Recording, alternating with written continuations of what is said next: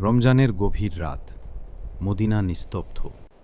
মানুষ তারাবি পড়ে ঘুমিয়ে গেছে, কিন্তু উমর রাদিয়াল্লাহু আনহু ঘুমাননি।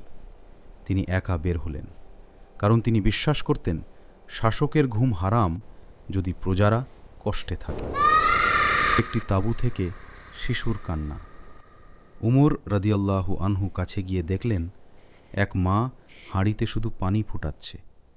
তিনি জিজ্ঞেস করলেন, কি রান্না হচ্ছে? মা বললেন, কিছু না। My children are hungry. বাচ্চাদের বুঝাচ্ছি খাবার হচ্ছে, যাতে তারা ঘুমিয়ে পড়ে। আমাদের খলিফা হয়তো জানেন না আমরা ক্ষুধার্ত। এই কথা শুনে উমর রাদিয়াল্লাহু আনহু And I have nothing কেঁপে but উঠলেন। water to give them. তিনি সঙ্গে সঙ্গে বায়তুল মালে গেলেন। নিজ হাতে আটা, খেজুর, তেল কাঁধে তুলে নিলেন। সহচর বললেন, আমরা বহন করি।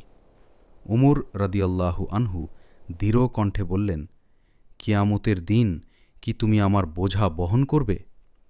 আগুনের সামনে এক শাসক। রমজানের রাত, এক খলিফা হাঁটু গেড়ে আগুন জ্বালাচ্ছেন। ধোঁয়া তার দাড়িতে লাগছে, চোখে পানি। তিনি নিজ হাতে রুটি বানালেন। শিশুরা খেতে শুরু করল। হাসি ফুটল তাদের মুখে। রমজান শুধু এবাদতের মাস নয়, এটা দায়িত্বের মাস।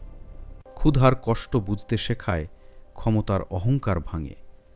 অন্যায়ের বিরুদ্ধে দাঁড়াতে শেখায়। মনে রাখবেন, আপনি যদি ক্ষমতায় থাকেন, তাহলে আপনি পরীক্ষায় আছেন।